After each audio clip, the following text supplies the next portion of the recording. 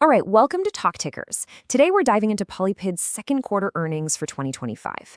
Now, this one's a real head scratcher. The company just announced what looks like a home run clinical trial. I mean, the data was a huge win, but the stock? It basically went nowhere.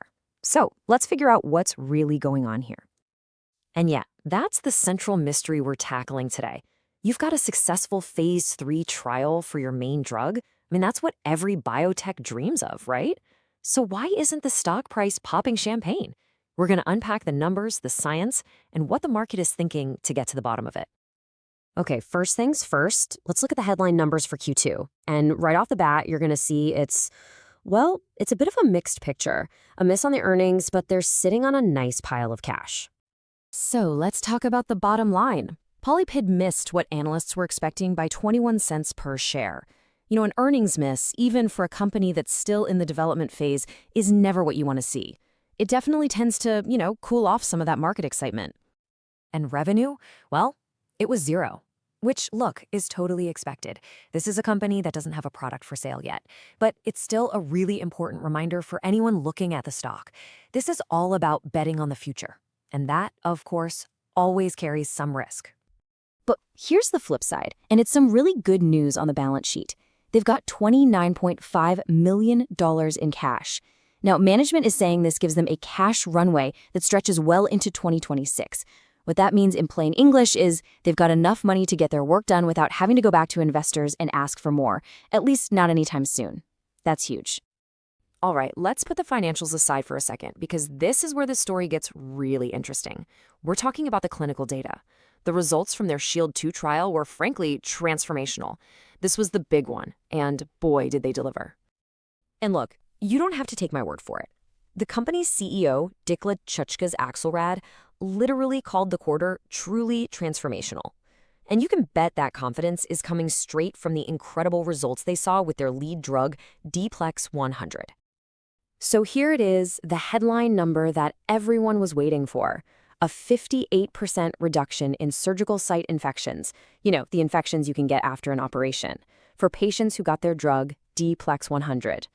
A result that strong and one that's statistically significant, that is an absolutely massive win in the clinic. And honestly, the data just keeps getting better when you look closer. The trial showed 0 cases of the really deep, more serious kind of surgical infections in the group that got the drug.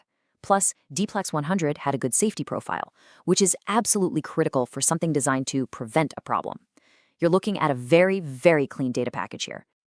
Okay, so the data is great, the company has cash, so what's next, right? That's the big question. Let's talk about their game plan and the big milestones that investors have circled on their calendars. And the path to actually getting this drug on the market is now pretty clear. They're set to meet with the FDA later this year. The big goal is to submit their new drug application, that's the formal paperwork to get the drug approved, in the first quarter of 2026.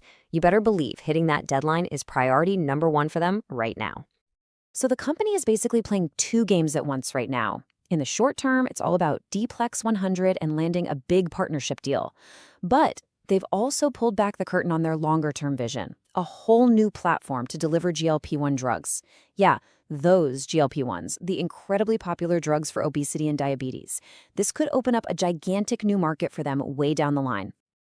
Which brings us right back to where we started, this central question. You've got this amazing story, right?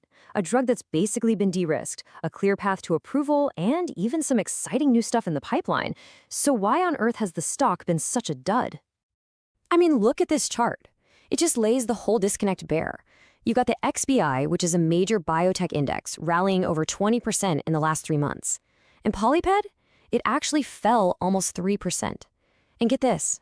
This was during the exact same time they released their best data ever.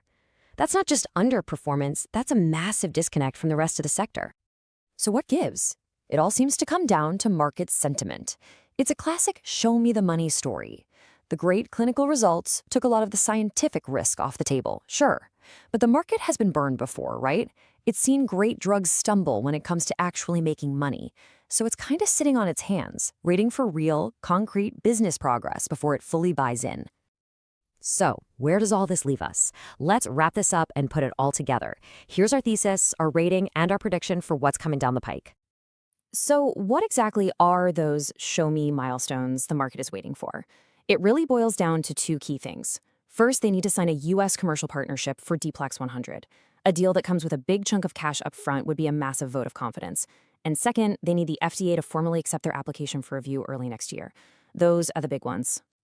Taking all that into account, we're giving this a rating of market perform. And here's why. It's all about balance. On the one hand, you have a fantastic asset that's passed its biggest clinical test with flying colors. But on the other hand, you've still got some major execution hurdles to clear, namely landing that partner and getting through the FDA gauntlet. And that brings us to our final prediction.